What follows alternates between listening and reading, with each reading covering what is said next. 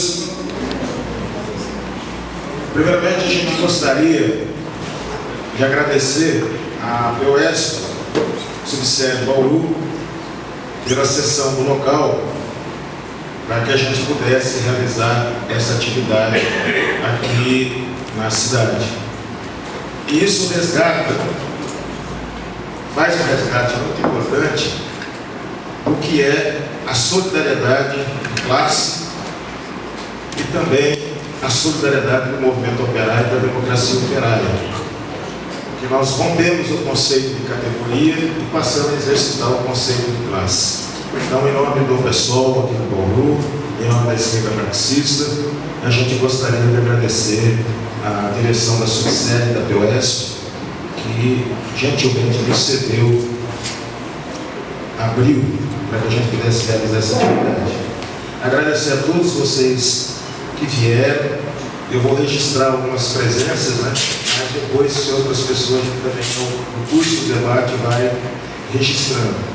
Gostaria de agradecer a presença do Ricardo Santana, que é diretor do Sindicato dos Jornalistas. Obrigado, Ricardo. O Alberto de Souza, que é coordenador político do Sintunesp, Sindicato de Servidores da Unesp. Do Lucas Mendes, editor do Jornal 2, também assessor de imprensa do Sindicop, da Renata Ribeiro, que é da Coordenação Nacional da Liberdade e Luta, do Felipe Neves, mais conhecido por Fio, que é diretor de formação do Sindicato de Servidores Públicos Municipais, do companheiro Marcos Paulo, que é do Movimento Comunistas em Ação, dos companheiros e companheiras do PSOL de Marília, da POESP, como a gente já citou, da Nina Barbosa, do Conselho Municipal da Comunidade Negra, da Tatiana Calmon, representando o Sindicato dos Ferroviários de Bauru e Mato Grosso do Sul. Eu vou passar a palavra para a companheira Angélica, que vem acompanhando, né, é do Comitê Paulista, e que vem acompanhando todo esse trabalho que o NIL está fazendo aqui no Estado de São Paulo. Boa noite a todas as pessoas presentes. Em primeiro lugar, agradecer aqui essa atividade conjunta que está sendo feita pelo PSOL de Marília, de Bauru, né? Tem todo o pessoal do PSOL de Marília aqui também presente, conjunta aqui com a POESP, fundamentalmente, essa atividade que a gente está fazendo com o Comitê Paulista de Apoio à Pré-Candidatura Nildo Henriques, porque a gente organizou uma semana que está vindo de domingo a domingo, é uma presença nele em todos os, não só na capital, mas nas cidades do interior, e a gente estava batalhando muito para ter um momento Nildo aqui em Bauru, e a gente conseguiu aqui na POESP. Isso é uma coisa muito importante para a nossa luta docente, né? Aproveitar, né, que o nosso grande companheiro do Sintunesp está aqui também, ele é co-coordenador do Fórum das 6, o Alberto, das nossas lutas na Unesp, a Unesp aqui de Bauru, a Unesp de Marília, a nossa luta, né, no ensino médio, no ensino fundamental, toda a nossa questão do sindicato docente. Então é um grande prazer para a gente estar aqui em Bauru, e esse núcleo de atividades que o Comitê Paulista de Apoio à Campanha fez, ele vem vindo ali desde Santo André, foi na POESP também que a gente fez, no ABC, com a presença do pessoal de São Bernardo, São Caetano de Amena, passou por Santos, né? Ontem, né, o Nildo esteve na Vila Soma, ali em Sumaré, na ocupação, visitando a Flascou, a fábrica ocupada ali de Sumaré também. Foi um momento muito importante da passagem do Nildo pelo interior. Hoje aqui em Bauru, na imprensa local, né, naqueles canais importantes que a gente tem que colocar. E amanhã, queria convidar todos, quem puder estar em São Paulo, capital, a gente vai fazer o grande encerramento com a palestra do Nildo no ECLA, que é um espaço de esquerda que tem lá no Bexiga, e em seguida, às 20 horas, uma festa latino-americana, né, bem a propósito aqui de toda a trajetória do Nildo. E é isso, vamos dar a palavra a ele, fazer um bom debate hoje aqui. Obrigada.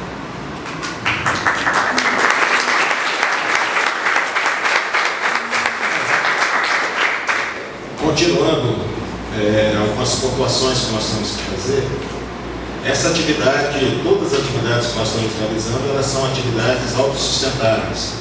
Não tem ninguém, não tem nenhum partido, não tem nenhum deputado, não tem nenhum senador que seja... Nem um banco, nem um latifúndio, nem fundo partidário. Então, no correr dos debates, nós vamos passar uma sacola e todos aqueles que puderem dar uma contribuição, nós estamos pedindo uma contribuição que é para ajudar no custeio das atividades do companheiro Nildo no percorrer aí de todo o estado de São Paulo. Né? Então, aqueles que puderem contribuir, a Renata vai passar aquela sacolinha branca lá. Então, quem puder contribuir, nota de 100 pode pôr também, não tem nenhum problema. A gente aceita sem ninguém, nós estamos vendo. Os trabalhadores sustentando uma atividade de trabalhadores. E, por último, eu gostaria de chamar a Renata para fazer a apresentação de um livro, que você já deve ter conhecimento, né? E a nossa editora está lançando agora, e que seria importante que todos os militantes pudessem ter acesso a esse livro, né? Boa noite, pessoal. Sou a Renata, sou militante da esquerda marxista e da Coordenação Nacional da Liberdade de Luta e vice-presidente do PSOL daqui de Bauru. Esse livro, que chama-se Stalin, por Leon Trotsky, ele é um esforço que a militância da esquerda marxista realizou para dar aqui para o Brasil essa obra que ela é inédita. A tradução foi feita por militantes nossos, né? E é um livro que tem uma profundidade a respeito dessa figura que é o Stalin, que os jovens e a classe trabalhadora no geral precisam saber, né? Nós sabemos que a prática ela fica vazia sem a teoria. Por isso que é importante sempre estarmos nos alimentando da teoria revolucionária para que a nossa prática seja de fato revolucionária. E esse livro está ali na nossa banquinha da esquerda marxista, ali atrás. Além dele, nós temos outras obras clássicas do Trotsky, do Lenin, da Rosa Luxemburgo. E eu convido todos vocês a darem uma folhada nele e também a apreciarem os outros livros também da banquinha da esquerda marxista. Sintam-se à vontade para ir lá, trocar uma ideia depois que o Nildo acabar de falar. Obrigada, boa noite. Bom, como nós vamos proceder? O companheiro Nildo terá o tempo de 1 hora para fazer a sua exposição. Depois da exposição do companheiro Nildo, nós vamos abrir para as pessoas que queiram fazer intervenções, perguntas, questionamentos, enfim. Aí nós vamos estar tomando a inscrição, né? E se o número de pessoas for muito grande, nós vamos ter que limitar um pouco o tempo para que todos que queiram fazer a sua intervenção possam fazer. Eu vou dispensar a apresentação do Nildo e pedir para que ele mesmo faça a sua apresentação para vocês que estão aqui, e a partir disso ele inicia o debate. Nós já tivemos uma agenda muito corrida hoje, né? Nós conseguimos abrir espaço aí na imprensa local, que é um pouco difícil.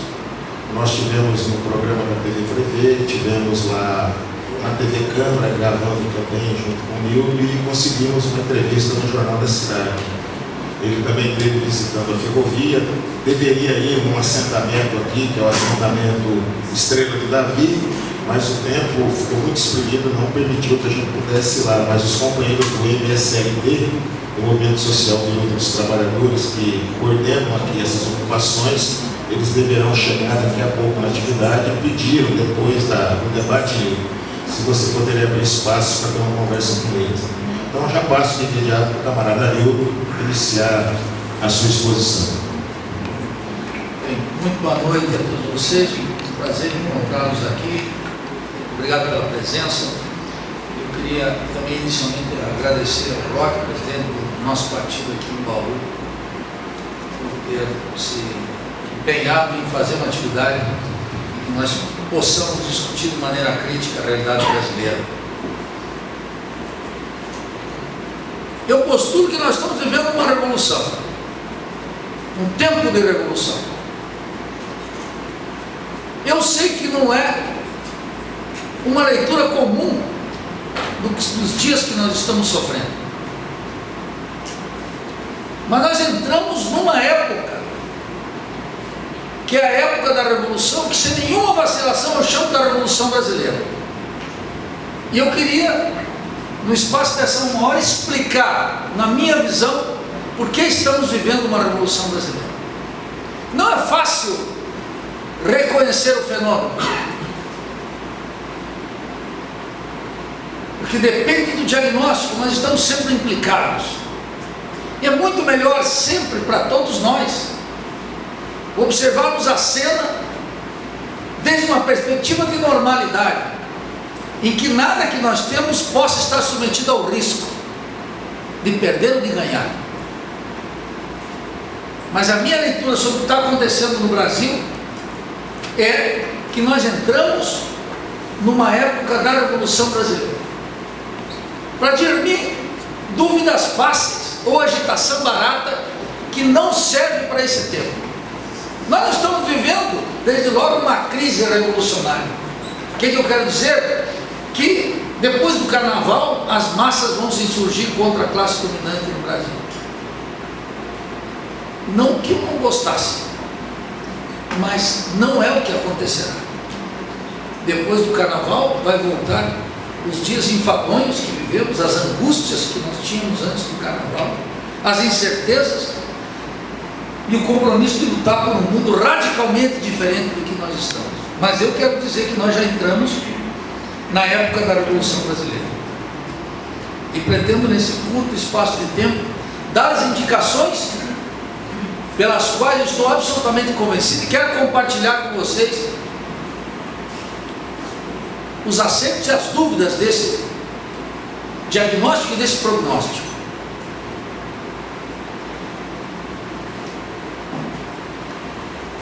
Hoje eu vou visitar aqui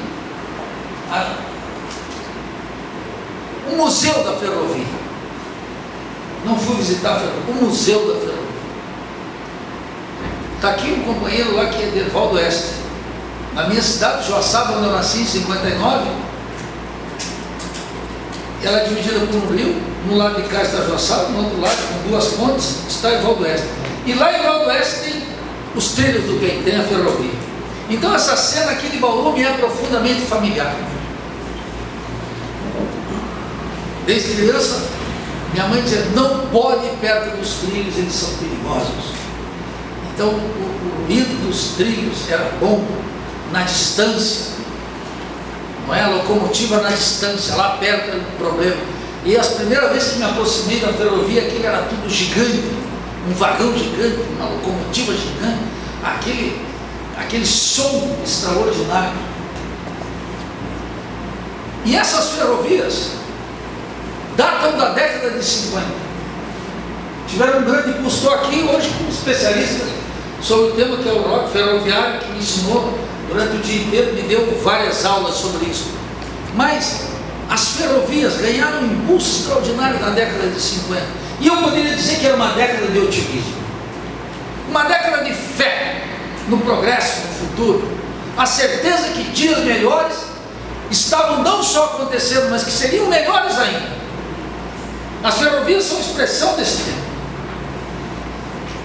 Lá, vamos chamar assim, na nossa Valdo Oeste, como aqui em Bauru, nas cidades do Brasil que eram entroncamento, que a produção, o mesmo transporte de passageiros, estava sob os trilhos, ainda não dominado pelas multinacionais do carro e dos caminhões.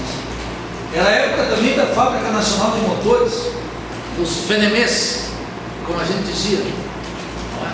Quando o Brasil produzia caminhões, que também as multinacionais comeram.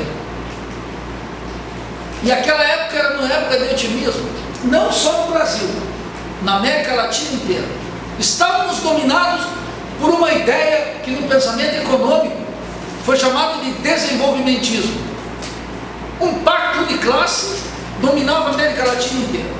A ideia é que o desenvolvimento capitalista na América Latina e no Brasil, onde o desenvolvimento capitalista relativo foi o mais profundo de todos os países latino-americanos, nem o México, nem a Argentina, nem países de industrialização média como a Colômbia conseguiram um desenvolvimento industrial como o Brasil conseguiu arrancando na década de 50.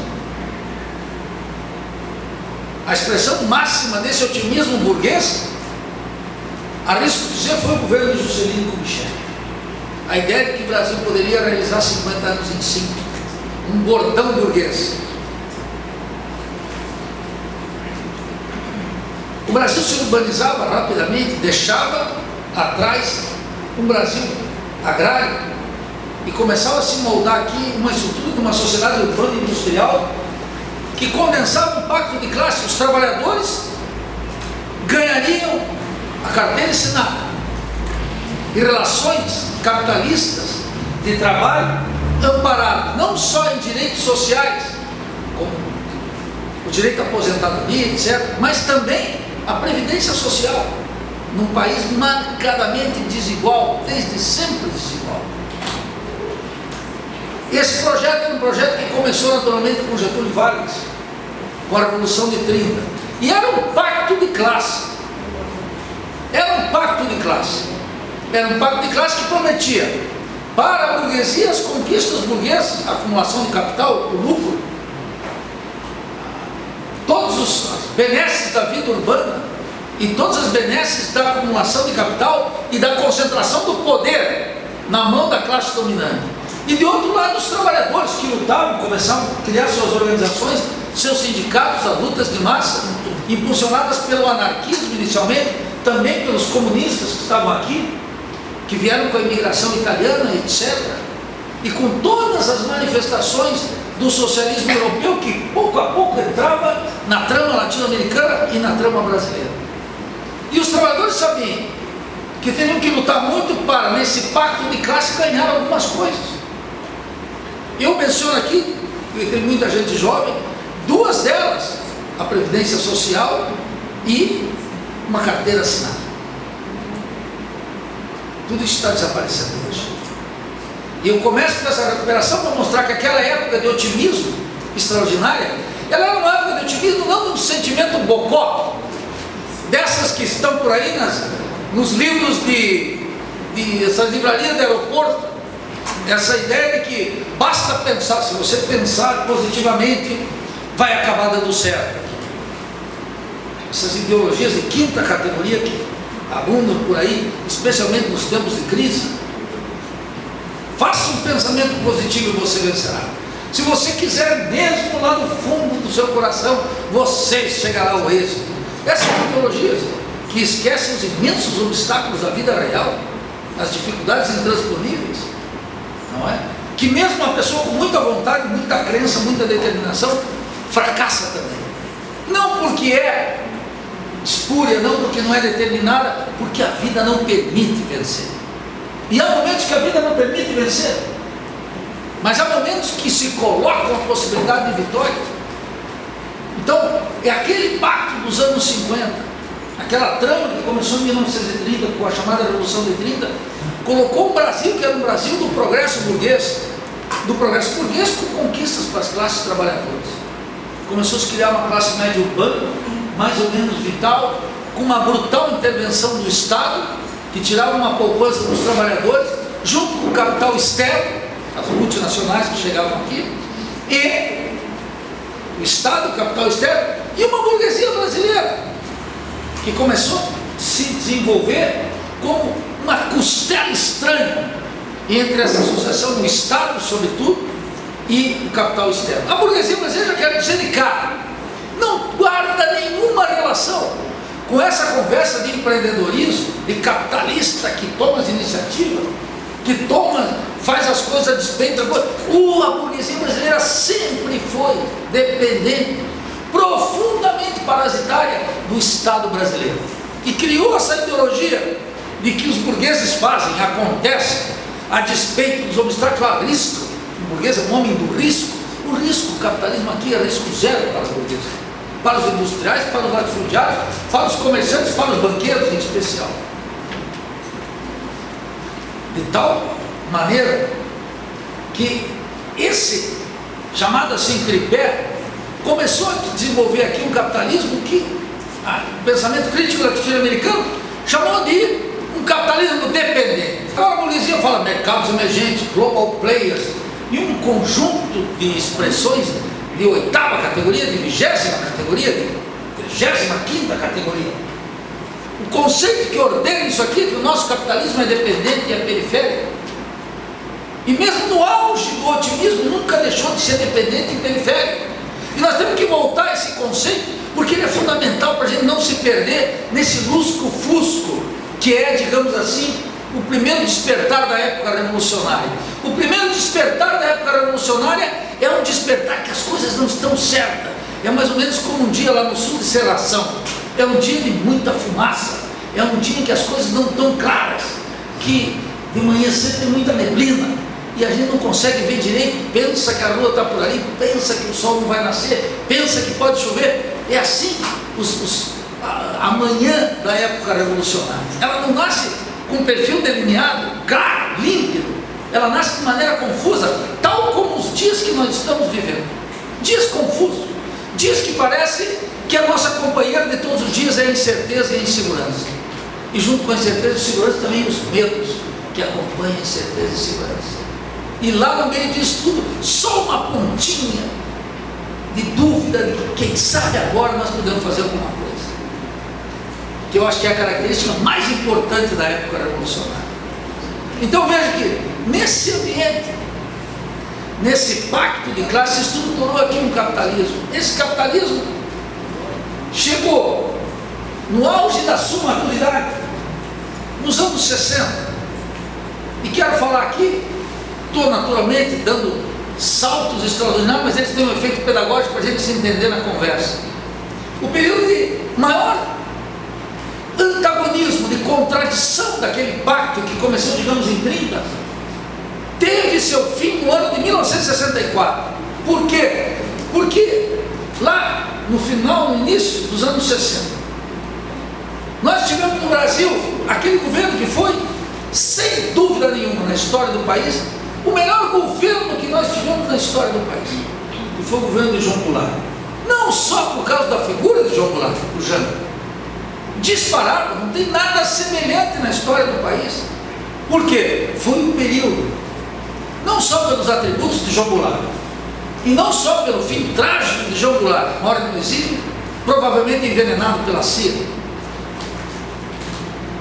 Nós não podemos esquecer a história.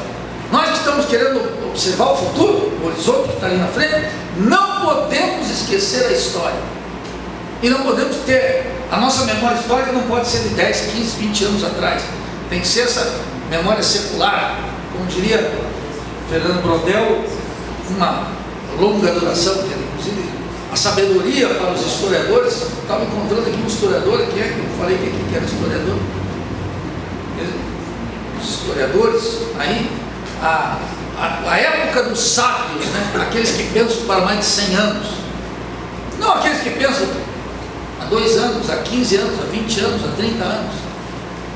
E nessa época, os trabalhadores foram ganhando uma consciência gigantesca de 58, 59, 60, 61, uma consciência extraordinária.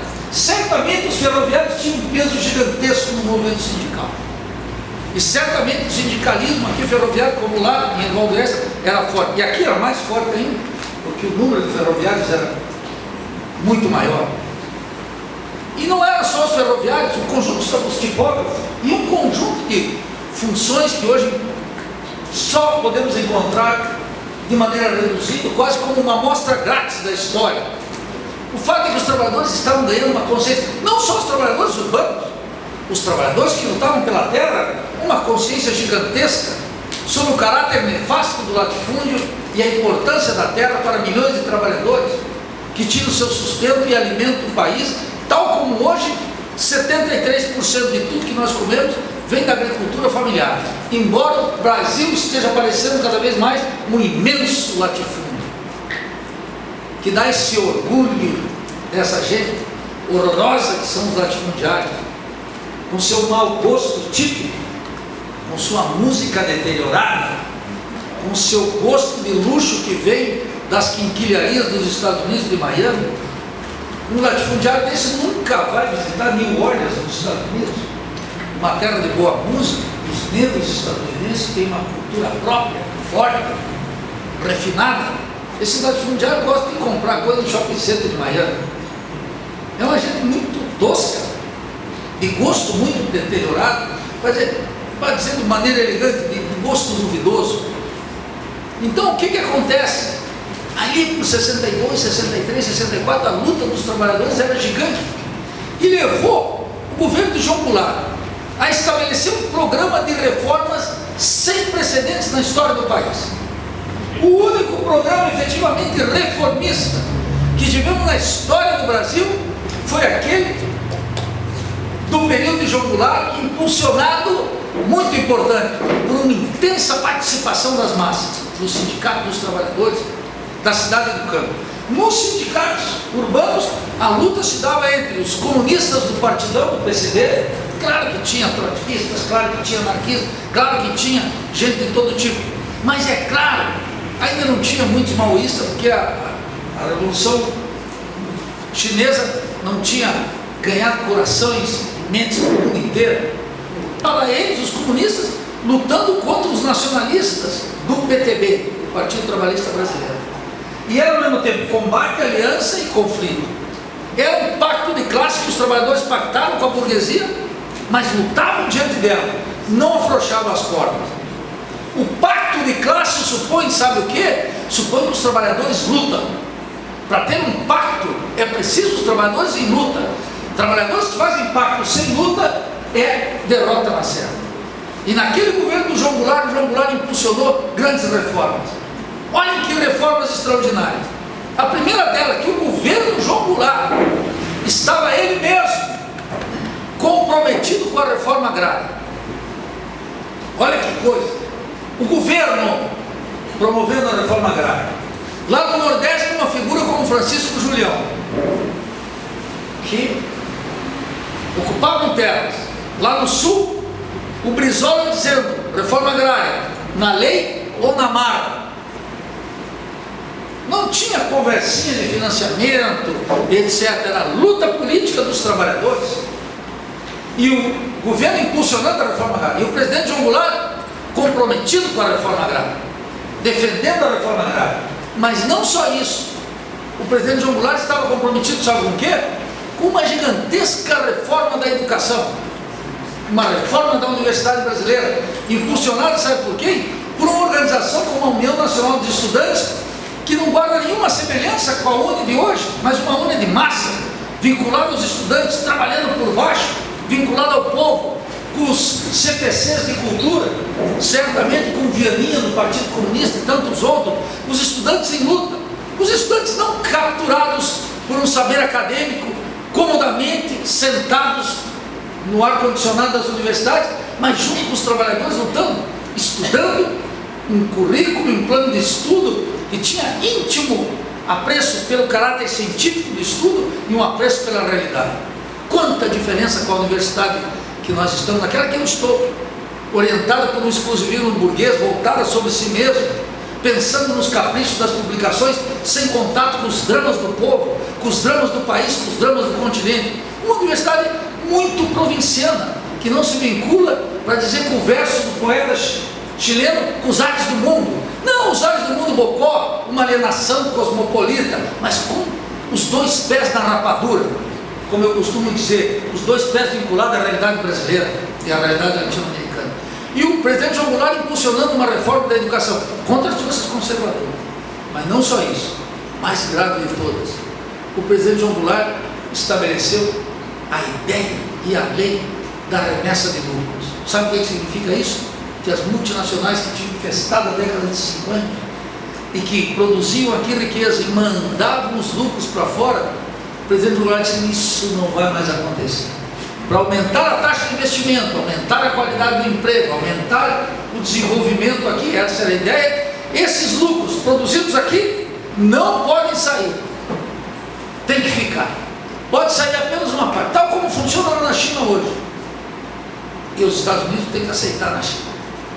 Mas aqui, diante dessas reformas, não só do conteúdo delas, mas com algo muito importante que eu quero mencionar, com o povo participando da discussão e impulsionando a reforma, através das suas organizações de massa, através dos comícios que o presidente convocava, a classe dominante brasileira começou a sentir medo do nosso povo.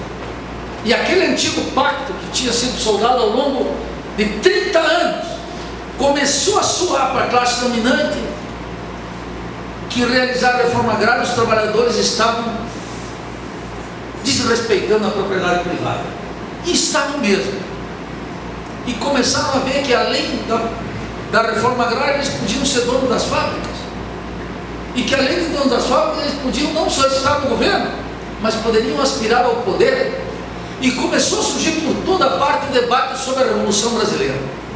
E os anos 60, até 1964, o debate nas organizações populares era um debate acerca da Revolução Brasileira. Não uma promessa, aquilo que o povo já estava participando, os estudantes, os camponeses, os trabalhadores urbanos, organizados ou não, as classes médias politizadas, divididas, as forças armadas, a quantidade de cabos, soldados, tenentes que vinha, tudo de uma história brasileira, um conjunto de militares que começaram a se afinar com o nacionalismo e alguns se identificar com o socialismo, poucos, mas existiam, e começaram a discutir o futuro do Brasil, e começaram a discutir o futuro do Brasil porque começaram a entender a grandeza do Brasil. Era um momento que eu diria sem nenhuma arrogância histórica, porque eu também não estava lá. Não era, digamos assim, meu tempo. Meu tempo é agora. Como eu tempo com vocês. Nós que somos jovens, estamos casados com esse tempo. Era um tempo que o Brasil foi ficando cada vez mais inteligente. O Brasil foi ficando inteligente. O que era um Brasil inteligente? Era um Brasil que estava deixando uma consciência ingênua para trás e adotando uma consciência crítica. E eu estou operando aqui as duas categorias do maior sociólogo que o Brasil já teve. Ele chama-se Alberto Guerreiro Ramos, um afrodescendente da Bahia, um intelectual mais brilhante que nós tivemos, chama-se Alberto Guerreiro Ramos. E ele escreveu um livro que chama Mito e Verdade da Revolução Brasileira. E ele operou essas categorias que vocês vão reconhecer. Paulo Freire trabalha. E Paulo Freire trabalha porque foi educado na linha de Álvaro Vieira Pinto, que por sua vez foi educado na linha, era discípulo de Alberto Guerreiro Ramos. E Alberto Guerreiro Ramos mostrou como a consciência popular, que era uma consciência ingênua, foi ganhando consistência. Quase como quem fez bolo, pão em casa, sabe que colocava. Minha mãe fazia lá em Joaçaba, fazia o bolo, colocava o fermento aí de manhã, fazia a massa, e daqui a pouco à tarde aquele bolo estava gigantesco, aquele pão estava gigantesco. E o que aconteceu? A transição da consciência ingênua para a consciência crítica foi operando na consciência de milhões de brasileiros. E o Brasil foi ficando inteligente. Começou a perceber o que estava no seu alcance das mãos, qual eram as possibilidades daquele momento, e começou a traduzir isso em termos de um programa da Revolução Brasileira. Começou a formular isso. Isso era pão comido. Sabe o que é pão comido? Uma consciência que todo mundo aceita. Diz assim, opa, chegou a hora da Revolução Brasileira. Isso era discutido não em grupos de intelectuais, não em círculos universitários, era discutido pelos sindicatos, urbanos e rurais, pelos estudantes, pelas massas, discutiam a Revolução Brasileira. E foi a partir dessa consciência e desse programa de reformas que os trabalhadores e os brasileiros estavam impulsionando, que a burguesia tomou um medo terrível do nosso povo. E diante dessa maturidade intelectual e política do nosso povo, ele em movimento, organizado, discutindo as alternativas e pegando o destino pelas mãos, foi que a burguesia decidiu que isso não podia continuar. E junto com a Embaixada de Washington, junto com os Estados Unidos, decidiu dar um golpe cívico-militar, que é o golpe de 1964. Plantou uma ditadura. Eu quero dar a palavra aqui. Golpe, isso sim um golpe, que durou 21 anos. 21 anos, uma ditadura. Os socialistas, os comunistas, os revolucionários, os sindicalistas que não tinham vocação socialista, mas estavam na luta, tiveram todos que ir para a clandestinidade, sair para o exílio, quando não foram mortos e assassinados, em salas de tortura, que está documentado pela história. 21 anos. O golpe de 64, que durou até 1985, significou uma ruptura histórica gigantesca. Uma ruptura que operou lá dentro do coração das massas. As massas, impedidas de lutar, ou em condições cada vez mais adversas, foram esquecendo as questões fundamentais: a repressão, o desaparecimento das lideranças, o exílio para outras e um mega projeto de transformação. A ditadura não só reprimiu, a ditadura fez uma aliança com os banqueiros internacionais, com as multinacionais, e começou a transformar a face do país. Foi aí, para dar um exemplo, que o sistema ferroviário brasileiro começou a desaparecer. Foi aí que aquela ferrovia extraordinária, aquele entroncamento gigantesco, foi virando esse museu que hoje se encontra lá, quase como depósito para ser alugado. Estavam dizendo que vai ser alugado uma parte, já estavam pintando. E aí a ditadura veio transformando isso, internacionalizou a economia brasileira de maneira gigantesca. Aí apareceu essa gigantesca indústria automobilística, cujo coração burguês industrial está aqui em São Paulo, e cujo centro proletário estava no ABCD. Daí nasceu uma figura como Lula.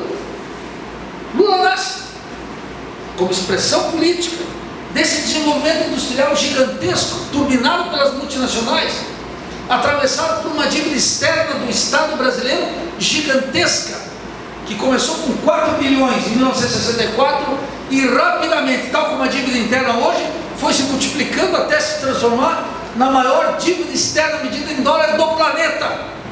E aquela dívida externa era fundamental para fazer o quê? Para fazer a grandeza industrial do país. A burguesia dava aqui a produção de veículos, criava a indústria automobilística, deu espaço nessa indústria para alguns burgueses que faziam autopartes, né? José Midley, por exemplo, os amortecedores, não é? Eles faziam pedaços, partes, era uma costela industrial de um projeto multinacional, centrado na indústria automobilística. E claro, a ditadura criou as grandes estatais e desenvolveu grandes estatais, turbinou outras existentes. Para quê? Para atender a demanda do povo? Não! As grandes estatais estavam sendo criadas, todas elas, a Eletrobras, todas essas grandes estatais estavam sendo criadas para criar matéria-prima e preços subsidiados para a expansão industrial em associação da burguesia brasileira com o capital industrial. Nenhuma das estatais brasileiras foram criadas e desenvolvidas para o orgulho nacional, para a identidade brasileira ou para o bem dos brasileiros. Mesmo quando os governantes diziam que era para tal, era para construir esse tripé entre capital nacional, capital multinacional e algumas migalhas para os trabalhadores e algumas conquistas sociais para os trabalhadores. E aí o que aconteceu? Bem assim, uma brutal transformação no Brasil. A classe operária cresceu violentamente. A ditadura atuou o Estatuto da Terra e fez uma expansão da fronteira agrícola gigantesca. Começou os grandes projetos na Amazônia, Transamazônica, etc. Começou um desmatamento gigantesco que tem agora, nos últimos anos, uma aceleração inédita na história do país. Vou dar os números para vocês. E essa ditadura chegou a um determinado momento que tinha tantas contradições que não era mais possível permanecer.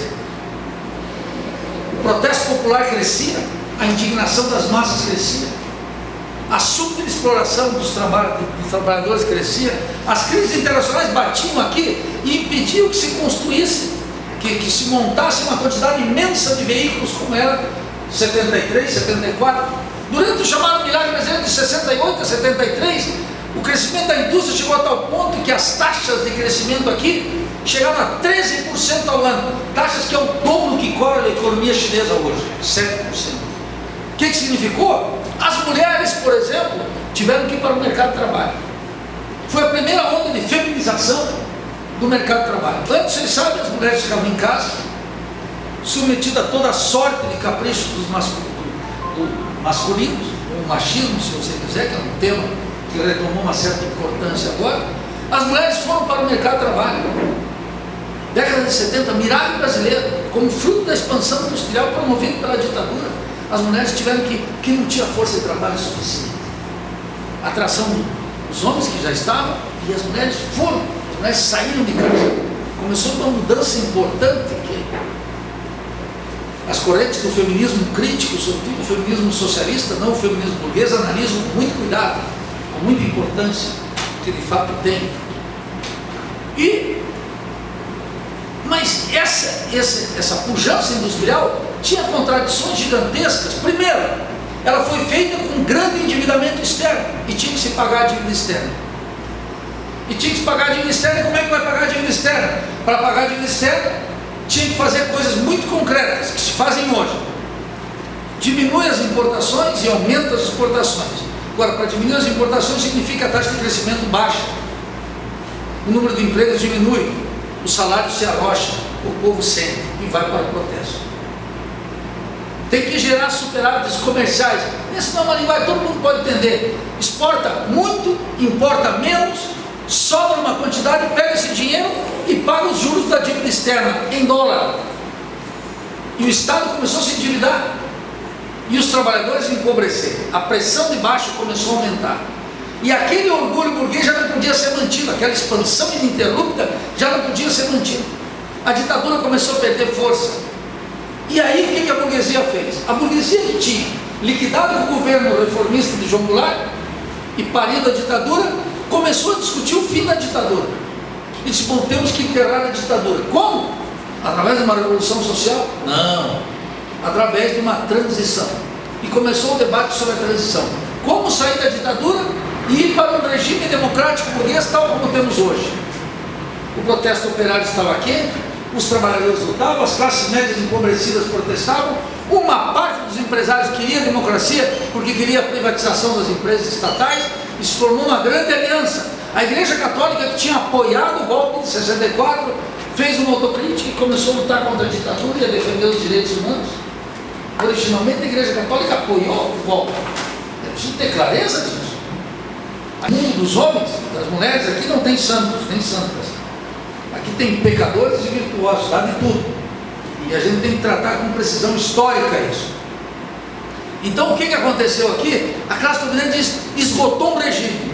E no meio desse regime, o que vamos fazer? Vamos tirar a ditadura e vamos fazer um regime democrático burguês eleitoral. Acaba a ditadura. E operou uma transição. Claro que nós que estamos no combate contra a ditadura, queríamos o quê? Um fim violento da ditadura, não conseguimos. Queríamos o quê? Uma eleição direta. E o que nós tivemos?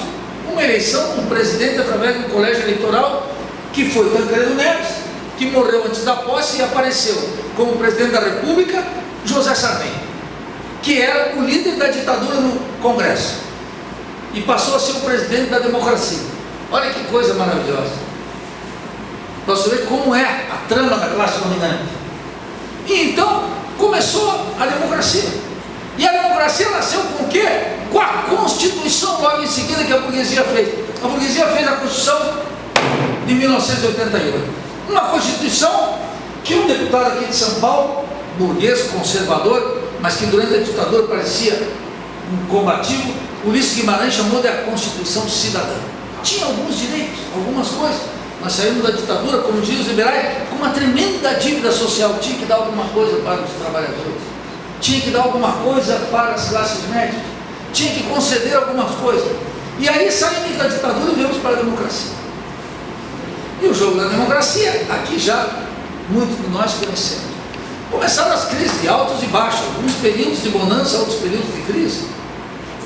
E isso ocorreu até 1988 até 1994. Esse período é um período que tinha um problema sério, uma inflação gigantesca. O que era a inflação? Os trabalhadores lutavam contra a inflação muito pedindo o salário.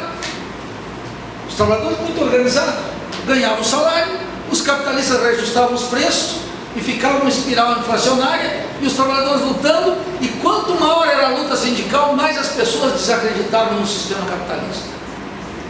E os trabalhadores foram ganhando consciência de novo, recuperando a antiga consciência histórica. Chegou em 1994, ocorreu um fato novo, extraordinário, muito importante, que está comandando nossas vidas até hoje. Em 1994, para combater a inflação, se estabeleceu um novo pacto de classe.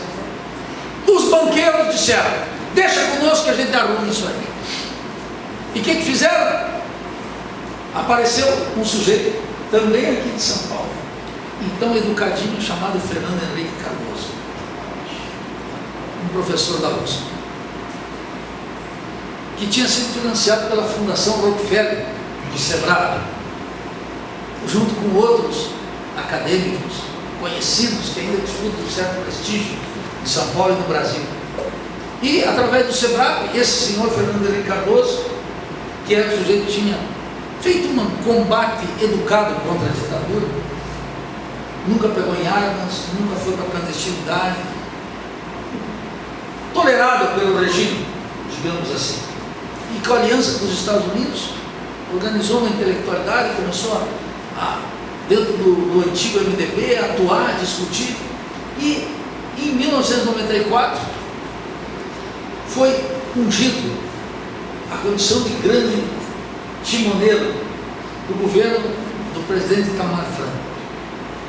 Porque o Itamar, vocês sabem a história do Collor, não vou recuperar aqui. O Collor de Mello se elege com a ideia de que a corrupção campeava no Brasil, que era preciso acabar com os marajás, e o vice dele era o Itamar. Ele foi destituído porque foi pego com a mão na botija com um Fiat Elba. Veja como se roubava modestamente naquela época. Quem arriscaria seu mandato roubando um Fiat Elba? Ninguém. Todo mundo diria: se vamos ao roubo sem escrúpulos, por favor, que é mais ou menos como é a época atual. Se vamos ao roubo, é mão cheia, como nós podemos ver aí, mão cheia, mala cheia, dinheiro na cueca, dinheiro nas malas, dinheiro nos contas internacionais, é de tudo. O presentinho é um Land Rover, é uma coisa, um Fiat Elba. Ninguém se arriscaria a sua reputação nos dias atuais nessa circunstância. E então, Collor é destituído, Itamar Franco assume e nasce o Plano Real. E o que é o Plano Real? Rapidamente, é um pacto que estabelece que precisa controlar a inflação, e os banqueiros sabem controlar a inflação. Os banqueiros fazem uma aliança com os latifundiários, fazem com o capital industrial, fazem com o capital comercial, estabelece o Plano Real, controla a inflação. O resultado da inflação é um só. Lá estavam todos juntos. Estava Fernando Henrique Cardoso, estava Ciro Gomes, que tinha sido ministro da Economia de Itamar Franco, o homem que colocou a taxa de juros em 54% ao ano, uma taxa gigantesca. Eu vejo o Ciro Gomes falar aí contra isso. O Ciro Gomes está no berço do Plano Real. Foi ministro por 3 meses. E foi quem operou isso. E logo foi defenestrado pelos tucanos. Porque os tucanos é um bicho estranho, eles se reúnem muito pouco. É uns 6 ou 7 cardeais. É tucano, digamos, de crista grande, assim, um tucano especial. É uma gente que não gosta de ter eles têm alguns quadros assim que controlam, decidem num jantar, eles definem como é que vai ser a coisa. É agora aqui, mesma coisa. E se estabelece esse pacto. Esse pacto era: trabalhadores, vamos acabar com a inflação, vocês não sofrem. Banqueiros, nós vamos dar uma forma de remuneração para vocês extraordinária. E os comerciantes latifundiários, vamos atender todos. O que aconteceu? Para os banqueiros, deram a maior taxa de juros do mundo. E o que significava? Começaram a criar uma coisa fundamental. Criaram uma coisa que não existia no Brasil: a dívida pública interna. Não existia. Em 1994, quando começou o Plano Real, a dívida pública interna era de 64 bilhões de reais. Quase nada. Inexistente. Pensem, quando Fernando Henrique Cardoso deixou, depois de 8 anos a presidência, estava em mais de 700, quer dizer que multiplicou por 10. E quando Lula assumiu com 700 e deixou 8 anos depois, estava em 1 trilhão e 500 bilhões. E quando Lula deixou, depois de 8 anos, a presidente Dilma assumiu, já foi para 3 trilhões e 500 bilhões e agora está em 4 trilhões e 500 bilhões. A dívida, durante todo esse período, desse regime que eu chamo de regime petucano, a mistura de petistas e tucanos, eles são iguais no quê? Vamos falar sério aqui. Eles são iguais naquilo que é estrutural. Eles são diferentes de alguma coisa? Claro. São diferentes na origem. Lula veio do combate proletário contra a ditadura e da pobreza nordestina. Fernando Henrique Cardoso vem dos Jardins Paulistas, de uma origem de classe burguesa, acho que era até filho de general, estudou no exterior, versado, etc. Mas todos operaram a mesma política. A dívida interna foi crescendo, não parou de crescer. Estruturando isso. O que bancava a estabilidade do Plano Real? Uma gigantesca dívida. Que tem a ver com ajuste, com tudo que nós estamos passando agora. 1. 2. O que aquele pacto deu para o latifúndio? A expansão da fronteira agrícola. Começou uma brutal expansão da fronteira agrícola. Para dizer, como disse um sujeito que atravessou todos esses governos, Delfim Neto, foi ministro da ditadura, assessor de Itamar, assessor de Fernando Henrique Cardoso, assessor de Lula, assessor de Dilma, e agora só não é assessor de Temer porque ele sabe que o Temer será breve. Mas ele, pelo jornal, fica assessorando, basta ler os artigos dele lá no Valor. Ele fica de longe assessorando. O que deu para o latifúndio? Uma expansão da fronteira agrícola. Nos dois governos de Fernando Henrique Cardoso e Lula, 16 anos, a fronteira agrícola expandiu 15 milhões de hectares.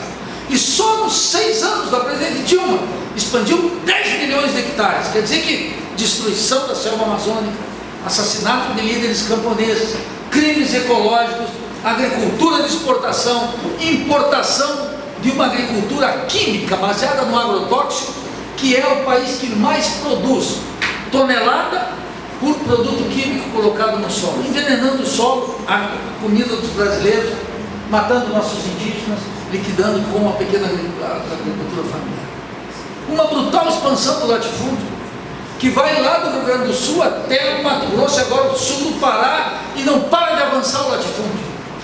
Todos esses anos, não parou de avançar o latifúndio. Tal como o endividamento não parou de avançar. E durante esse período também não avançou o quê? A situação dos trabalhadores. Para dar os números aqui. Desde 1964, depois de 85, de 85 até hoje, o que comanda o desenvolvimento capitalista no Brasil é o regime de superexploração da força de trabalho. Vou dar um dado para vocês. Durante os últimos anos, os dados são do Diese, 83,26% da população economicamente ativa no Brasil nunca ganhou acima de 3 salários mínimos. E Roque, os 3 salários mínimos somados não davam o salário mínimo necessário para uma família, calculado pelo Diese, que é o órgão que assessora os sindicatos. Nunca! Nenhum desses anos. Nem com Collor, nem com Itamar, nem com Fernando Henrique Cardoso, nem com Lula, nem com Dilma, nem com Temer. E agora pior ainda. Segundo o último relatório da Oxfam, não é só até 3 salários mínimos. Mais de 80% dos trabalhadores ganham até 2 salários mínimos. E é claro que esse salário mínimo não dá para um padrão de reprodução normal da força de trabalho. Não dá saúde integral, não dá educação, não dá cultura, não dá prestígio social, não dá alimentação. Não alcança para isso. Então o que eu estou colocando aqui? Categorias da economia política. A riqueza nesse período continuou crescendo de maneira gigantesca. O PIB, que nem é um indicador dos melhores, continuou crescendo de maneira gigantesca durante todos esses anos. Desde 1994, o que aumentou no Brasil? Não só a concentração de renda, a desigualdade entre os ricos e os pobres aumentou. Ainda que os pobres, durante um período, ganharam alguma coisinha. Aconteceu uma coisa mais grave, muito mais grave: a concentração do patrimônio. O controle da propriedade ficou mais concentrada depois de 94, durante todos esses anos. Os ricos tinham mais propriedade em 94, durante o governo de Fernando Henrique Cardoso? Sim. Durante o segundo mandato aumentaram? Sim. Durante o primeiro mandato de Lula aumentou? Sim. No segundo também? No primeiro de Dilma também? E os professores, 3 professores lá da UNB, e agora o relatório da Oxfam mostrou claramente o quê? Que a concentração patrimonial aumentou. Sabe o que significa? Sabe como é que isso aparece? Isso aparece, por exemplo, na luta pela moradia hoje. Qualquer ocupação hoje começa com 500, com 1.000 famílias, e ao longo de 3 ou 4 meses já está com 4, 5 mil. É gigantesco. Por quê? Precisamente porque o espaço urbano está mais disputado. O controle do espaço urbano, de casas, de apartamentos, é fundamental para a valorização dos capitalistas, que utilizam isso como reserva de valor. E nós temos hoje milhões de apartamentos e casas fechadas. E enquanto temos milhões de trabalhadores, como na ocupação aqui de São Bernardo, 8 mil famílias. E eu fui lá, na Vila Sombra, 2.500 famílias. Que esses ainda conseguiram na ocupação casa, mas não tem saúde, não tem hospital, não tem educação, não tem transporte, não tem iluminação, não tem acesso à cultura. Luta, uma comunidade que luta com valentia, com orgulho, com capacidade de mobilização, mas que não tem a ação estatal efetiva que venha para dar dignidade a todos aqui agora e rapidamente. Então veja que A concentração patrimonial aumentou ainda mais durante todo esse período. Mas chegou uma situação mais grave, é que todo aquele processo de industrialização até 64, e criado durante a ditadura, ele começou a ter um grave retrocesso. Desde o Plano Real, começou a ocorrer no Brasil um processo acelerado de desnacionalização da economia. Começou com Itamar, se aprofundou durante 8 anos de Fernando Henrique, se aprofundou ainda mais durante 8 anos de Lula e se aprofundou ainda mais durante 6 anos de Dilma. A desnacionalização da indústria deu um dado rápido. Quando começou em 1994, a participação da indústria na produção industrial, no PIB geral, era de 26%, 27%. Agora é menos de 8%. Vocês podem observar, tudo que a gente utiliza está lá atrás, made in China, vem da China ou vem dos Estados Unidos. Vou dar um dado mais esclarecedor: produção de máquinas e equipamentos. Hoje eu vi um torno lá, né? Um torno abandonado, um torno na oficina para fazer a reposição das peças. Aquele torno ali veio da onde, Roque? Veio da Suécia. Um torno para recalchutar, não, como é que se diz? Refazer rodeios e produzir peças. O torno, com os computadores, controle numérico, todas as formas modernas de produção, tudo isso não é feito no Brasil. Tudo isso é importado, de tal maneira que hoje, num carro comprado aqui no ABC, produzido aqui, 80%, 85% é tudo peça importada. E os aviões da Embraer, que nós produzimos, 93% é tudo peça que vem de fora. Não é produzido aqui, é montado aqui. Aquilo que os economistas chamam uma economia de... Como é que chama?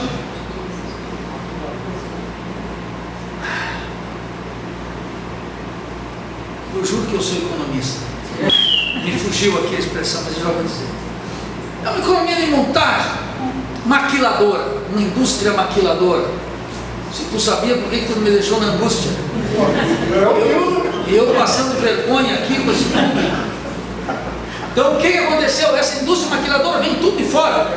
A maior expressão disso é a fronteira norte mexicana. Aqueles milhares de empresas que portam todas aquelas peças numa força de trabalho quase exclusivamente feminina, com alto grau de contaminação, e cujo resultado para a vida das trabalhadoras é algo fundamental, que é quando elas engravidam, é muito comum a anencefalia.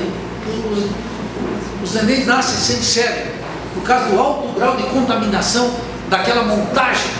É força de trabalho. Vocês podem ver aquela cidade de Tijuana, no norte mexicano, que é produzido ali para exportar para os Estados Unidos, terrível para as trabalhadoras, uma coisa violenta. Tenho mais de 2 horas. Então o que acontece?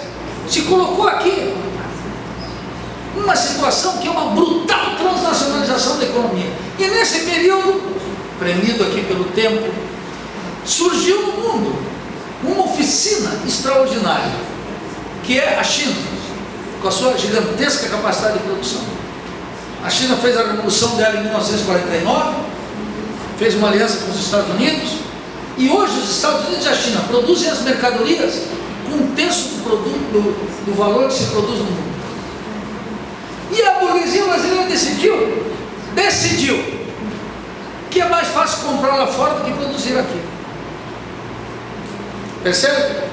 E se é mais fácil comprar lá fora do que produzir aqui, não precisa de um trabalhador bem alimentado, não precisa de um trabalhador com um padrão de saúde normal, não precisa de um trabalhador com direitos e garantias, porque a previdência, a carteira assinada, a alimentação era fundamental para que o trabalhador fosse para casa, comesse, dormisse e no outro dia voltasse inteirinho para produzir durante 8, 10 horas. Ou como no Brasil aqui, o Brasil que é campeão não só de acidentes de trabalho, como de horas extras. E é por isso que precisava de uma classe operária com direitos. Mas quando a grande maioria dos produtos é produzido lá fora, e o número de bancários diminuiu, e o número de ferroviários diminuiu, e o número de metalúrgicos diminuiu, e eles comprando lá fora, a burguesia com o Plano Real comprando lá fora, a burguesia decidiu que estava na hora de declarar uma guerra de classes contra o nosso povo. Cada um aqui pode ter a preferência que quiser. Sabe por que a presidente Dilma foi destituída? Porque a burguesia decidiu que não precisa mais desse tipo de governo. E não teve a menor dúvida. Veja quem destituiu a presidente Dilma. Aparentemente, um covil de ladrões. O Congresso Nacional. Eu digo sempre, com mais de 300 deputados e senadores delatados, indiciados, denunciados, condenados ou presos. Aquela canalha decidindo coisa séria. Tirar um presidente, colocar um presidente, revogar as leis do trabalho, suprimir a Seguridade Social e Previdência, dia 19, que já está marcado para depois do Carnaval. Com que autoridade um Congresso Nacional faz isso? Não tem nenhuma autoridade, nem moral, nem constitucional, nem política. Mas faz por quê? Porque atende aos desejos da Avenida Paulista, da FEBRABAN, da Fiesp, da Confederação Nacional da Agricultura, da Confederação Nacional da Indústria. Se a gente se reuniu e diz, tira a dona Dilma, tira sim. E a dona Dilma ainda contribuiu, que não chamou o povo para defender, aceitou calada. Como é que alguém me tira a presidência da República? Só se entrar com um facão lá em Evoldeste, em Joaçaba, se resolveria assim. Na política é mais complicado, não dá para resolver no facão, então tem que chamar o povo. Durante todo esse período, ao contrário daquele período de 64, o que aconteceu com a consciência? Enquanto os problemas do Estado se avolumavam, da cultura se avolumavam, da economia se avolumavam, da política se avolumavam, os trabalhadores foram perdendo consciência. Quero mencionar isso. Os sindicatos foram perdendo consciência. E em lugar de fazer grandes lutas no país, começaram a acreditar que o ministro poderia resolver seus problemas, que um governo poderia resolver seus problemas. E que mais? Olha que coisa, que a política pública poderia resolver seus problemas. O pessoal do Bauru achou que poderia, através de eleger um prefeito, vinha um prefeitinho ali que ia nomear, ia fazer política pública na escola, na educação, no saneamento, etc. E isso é uma farsa, não pode ser feito. E um monte de paulistas e catarinenses pensavam que eleger um governador bastaria para fazer política pública. E que resolveríamos nossos problemas com políticas públicas. E vão perdendo a consciência. Qual a consciência? A consciência que nenhuma transformação ocorre senão pela luta do povo. Pela gigantesca luta do povo. Pela participação e protagonismo popular. O povo, durante todos esses anos, era chamado única e exclusivamente a cada 4 anos para votar. Observem a vida nacional nesse período. Nesse período, a vida nacional se notabilizou por uma certa tranquilidade para a elite. A elite que lá em 64 tinha medo do povo, depois de 94 foi perdendo o medo do povo. E ficou com tanta arrogância, tanta autoconfiança, que decidiu declarar essa guerra de classes contra nós. Tirar direitos elementares, como a previdência social, liquidar com a saúde, liquidar com a educação, deteriorar, e veio. Como é que foi possível essa operação? Eu reputo que essa operação é fruto dessa transformação desde 94, com a promessa de Fernando Henrique de que o país seria moderno, com a promessa de Lula que com as políticas sociais se poderia erradicar a miséria e acabar com a desigualdade, a opressão, a desigualdade racial, a desigualdade regional, a desigualdade gigantesca entre pobreza e riqueza. Mas a característica fundamental desse período era que o povo não incidia nas grandes decisões, era mero cabo eleitoral. Houve uma deterioração drástica do que era política. A política que nos anos de 64 era a participação ativa dos trabalhadores, o hálito do povo, do cangote da burguesia, exigindo seu quinhão, exigindo reformas, ameaçando com uma revolução, foi transformado na esperança do povo de que com políticas públicas, com acesso a um secretário de saúde, acesso ao ministro do transportes, o acesso ao ministro da reforma agrária, poderia ser feito alguma coisa. E os trabalhadores foram perdendo consciência, foram perdendo efetividade, foram perdendo autoestima, foram perdendo combatividade, foram entregando o seu protagonismo para o prefeito, para o deputado, para o senador, para o presidente. E eles mesmos que é o motivo de existência da política, passaram a não existir como o principal cenário da política. Nesse ambiente, quando você pergunta assim, o que você acha da política? A pessoa pensa, sabe o quê? Pensa logo no Congresso Nacional. O centro da política passou a ser o Congresso Nacional e não a participação popular. Foram lições muito amargas esses últimos tempos, duras de aceitar, e nós temos que discutir isso claramente. Vou dar 2 ou 3 exemplos para concluir aqui. Um deles, muito grave.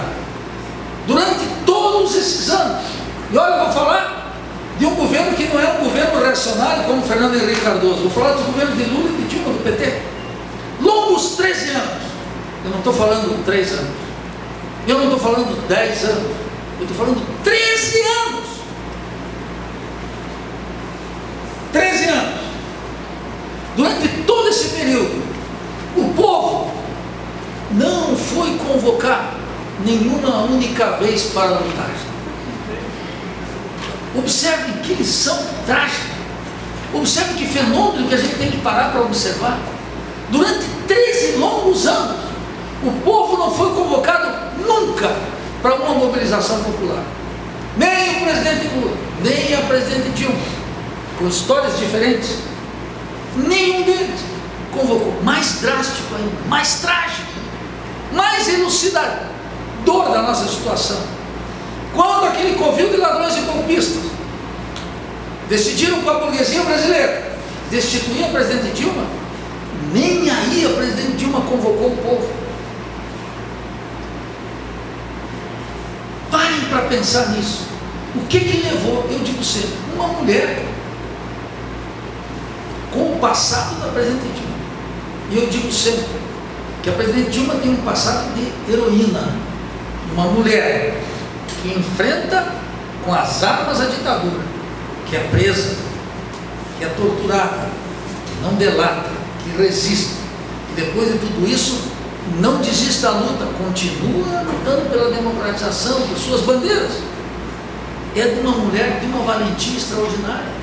Mas eu não conheço alguém que foi na presidente da República mais covarde que a presidente Dilma, que aceitou uma destituição de um covil de ladrões sem convocar o povo, sem convocar o povo para resistir. E eu não aceito o relato do golpe petista. Por quê? Porque se o golpe era contra o PT e depois o golpe era contra o povo, com mais razão, a presidente Dilma e o presidente Lula tinham que chamar o povo para resistir, para defender. Porque ao não fazê-lo, nós estamos amargando hoje todas essas derrotas, em condições muito piores de defesa, e eles muito mais fortes hoje. Então veja como o mesmo personagem, a despeito de minhas críticas para o governo da presidente Dilma, eu não anulo o passado dela, mas o passado dela também não garante nada no futuro. E a gente precisa analisar isso, porque numa época da Revolução Brasileira nós vamos ter que ver o que está acontecendo e quais são as nossas opções aqui. E isso não é qualquer opção, a gente vai tomar em situações dramáticas. Nunca se convocou o povo. Eu digo sempre, a presidente Dilma fez um acordo com o senador José Serra, que é um office boy dos Estados Unidos, para aprovar essa lei do petróleo. Nunca vou esquecer, na sessão que aprovou isso, o senador Lindenberg sobe na tribuna e pergunta: o governo está do nosso lado ou não está? Porque eles estavam, a votação deu 33 a 30 e faltaram 3 deputados e senadores da base aliada. Foi um acordo para entregar o petróleo para esse regime de partilha que tem que ser cancelado por um governo da Revolução Brasileira. Nem $1 de multinacional do nosso petróleo, nada, zero. E a Petrobras não pode ficar submetida e a esse esquema de entreguismo que está agora sob a administração do governo liberal e corrupto de Michel Temer, que já pagou 10 bi nos tribunais de Washington sem defender a Petrobras. Percebe o grau de a importância que significou, as consequências terríveis de a presidente Dilma não chamar o povo para defender? E essa lição encerra algo fundamental. Quando a burguesia disse: agora não vamos conceder nada para os trabalhadores, nós não temos mais direito a ter ilusão alguma. Por isso que esse ano tem eleições. Eu sou pré-candidato dentro da opção. Eu gostaria que o meu partido me indicasse, se tivesse a confiança o apoio de todos os companheiros para ser candidato a presidente da República. Para defender uma coisa só, um governo revolucionário. Um governo que vai trabalhar para todos os brasileiros? Não! Diria muito claramente, um governo que vai trabalhar para o povo brasileiro. Porque os capitalistas, os latifundiários, os comerciantes, os banqueiros, já tem a televisão que os proteja, já tem os tribunais que os protejam, já tem a mídia que os proteja, já tem todos os seus esquemas internacionais de apoio.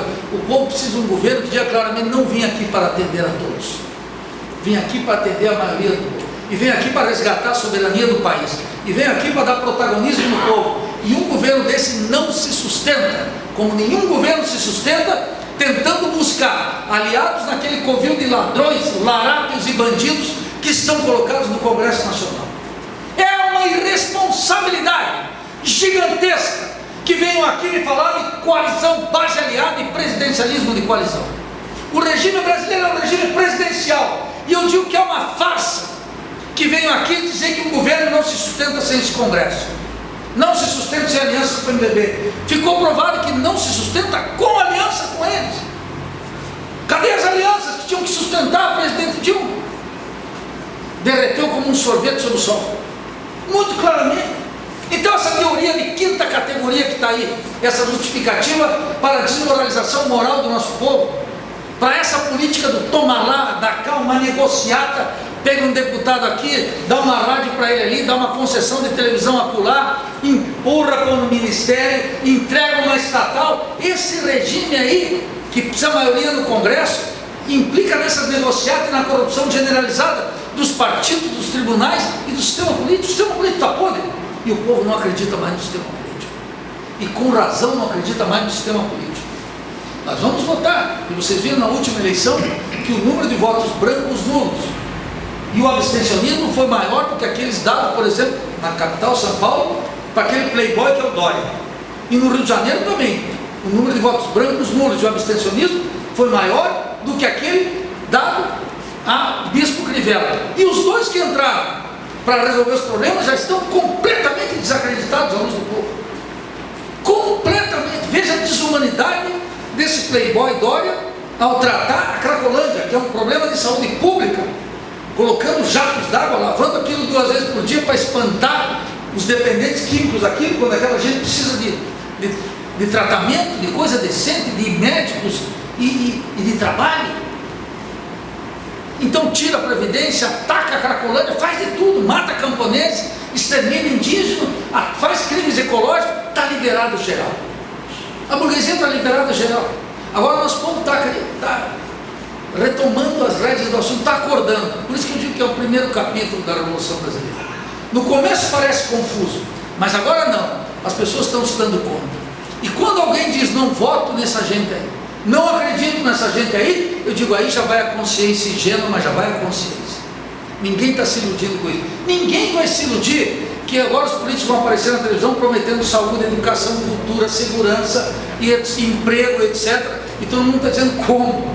Se nos acabaram de tirar tudo isso, porque nos vão dar agora de novo. Está claro, ninguém acredita nesse sistema. Então nós vamos ter que eleger. E eu digo, a minha pré-candidatura no PSOL é uma candidatura claramente contra o sistema. Digo claramente, disputar a eleição para dizer, com vocês nenhum acordo, zero acordo. E o presidente da República pode governar uma república e minoria no parlamento. Como é que administra? Que o parlamento diga não para o presidente. Eu, por exemplo, colocaria claramente, vamos revogar as leis aprovadas por esse covil de ladrões a pedido do governo corrupto e liberal de Michel Temer, através de quê? De referendos revogatórios, de plebiscito. Querem a revogação da Previdência ou não? Plebiscito. Votar. Eu não quero que tenha plebiscito aqui para discutir se é república ou monarquia, como nós tivemos, que é ridículo. Para fazer uma palhaçada dessa, se faz um referendo. Agora, para dizer, o povo vai decidir se quer a Previdência ou não, isso não pode. Para a política, o armamento, sim, mas para discutir vamos ter leis trabalhistas ou não, também não pode. Então um governo, um novo governo, governo revolucionário, o governo da Revolução Brasileira, tem que dizer, todas as grandes decisões vão estar na mão dos referendos do povo. O presidente chama, convoca, e se o Congresso não quiser aprovar, o presidente chama em cadeia nacional de rádio e televisão e denuncia o Congresso. Essa gente não tem credibilidade nenhuma. Em 2018, quer dizer, notórios ladrões, notórios corruptos vão ser líderes dos partidos no novo Congresso. Se alguém pensa que vai haver uma renovação brutal, não haverá. E as novas maçãzinhas que estão lá, ao se relacionarem com a maçã podre, viram rapidamente podre, porque tem uma vocação para o negócio tremendo. E o político novo, moderninho, chega lá, logo em seguida já é um profissional do gangsterismo mais vil, roubando estatais, negociando toma lá da cá, fazendo negócio, vendendo o Brasil em tenebrosas transações, como diz o Chico Buarque naquela musiquinha, aquele samba dele. Estou se encerrando. Eu disse que eu precisava 2h30. Quando é que eu vou voltar em Bauru de novo? Quando me eleger presidente da República vai ficar mais difícil. Eu venho. Faço jornadas aí, o pessoal sabe. Mas o que eu quero dizer? Concluir com vocês dizendo o seguinte: esse protagonismo popular, a perda dessas ilusões, é o primeiro capítulo da Revolução Brasileira. Ninguém mais tem direito a ter ilusões. Ilusões que nós vamos dar. Eu repito sempre, eu fui ontem lá em Vila Soma e visitei a Rocinha semana passada lá e vi o Minha Casa Minha Vida. Na Rocinha tem 101 mil pessoas, uma comunidade extraordinária. Sabe quantos apartamentos tinha lá na Minha Casa Minha Vida? 420. Gente, como é que esse é um plano de habitação? E eu estava lendo o livro do Guilherme Boulos, e ele mostrando como o déficit habitacional durante todos esses anos cresceu. Ele mesmo, sabe como é que ele chama os apartamentos que são destinados ao nosso povo? De caixinha de fósforo. E sabe o que ele diz desse projeto habitacional que está aí, Minha Casa Minha Vida, que começou com o Lula e foi turbinado com o presidente Dilma, que é fruto de uma política de apartheid, em que o dinheiro é dado para construtor, para o Odebrecht, para o OAS, e a OAS vai comprar terrenos onde? O mais distante possível, para que seja o terreno mais barato. Então, uma política que tira o nosso povo de onde estão os serviços e vai colocando para longe. Por isso que eu digo que todas as políticas que estão aí sociais é uma digestão moral da pobreza. Eu digo, as pessoas se irritam, mas são migalhas sociais. Diante da riqueza que o Brasil produz, eu sou economista, trabalho com riqueza, e a quantidade de riqueza que tem aqui, toda a política social, eu digo, todo o programa Bolsa Família, que atende 42 milhões de brasileiros no auge. Sabe quanto é que gastava do PIB? 0,47, nem meio por cento. Em cada ano, os governos petistas davam para o rentismo 7, 8, 9, 10% para a especulação e para a farra financeira. E 0,47% para um programa que mata a fome dos brasileiros que precisam comer 3 vezes ao dia. Quando o Guilherme Boulos diz que as casas do Minha Casa Minha Vida são caixa de fósforo e são produto de uma política de apartheid, ele está reproduzindo isso que eu estou dizendo, são migalhas. E não é que o movimento não luta por aquilo, o movimento luta, mas o fato de lutar e ter uma casa que custa 76 mil reais, com 56 metros quadrados, não significa algo substancial. O sujeito sai. Claro que se ele está na beira do asfalto, se ele está ao relento das ruas, ter isso, uma caixa de fósforo, é algo, mas é absolutamente insuficiente. Não me peçam para validar isso e dizer que esse é um programa da dignidade humana, porque não é. E não estou dizendo eu, professorzinho universitário, que tenho minha vida e minha casa arrumada. Não, está dizendo isso o líder de um movimento que faz ocupações, dizendo claramente, e que luta por isso, e que luta por muito mais.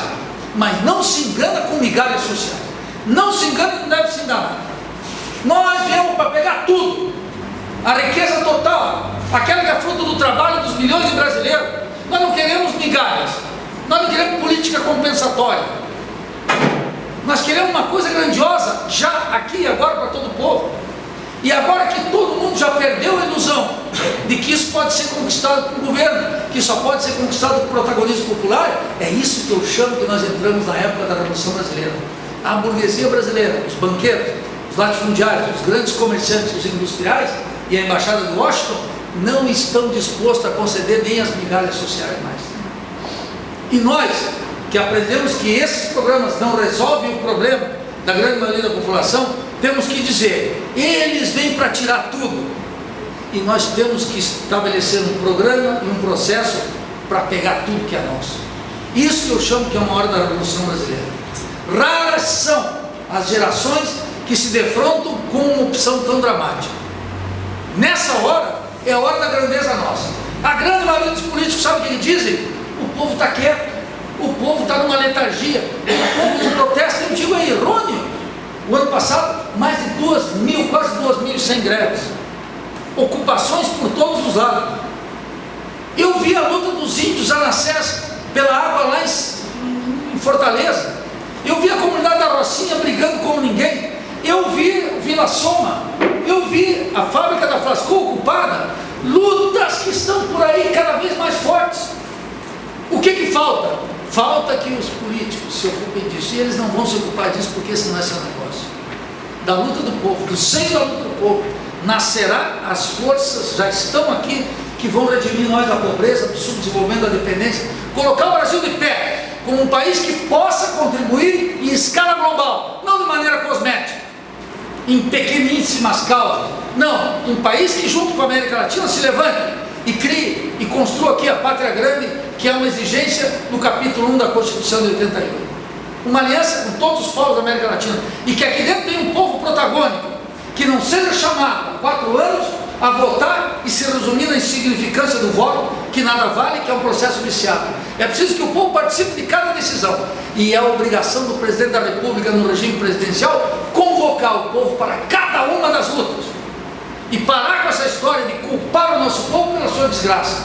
O povo não se mexe, o povo não luta, o povo não está afim, não há ainda época de lutar, não tem uma correlação de forças favorável. Cuidado com o que vocês vão fazer, não é hora, chega.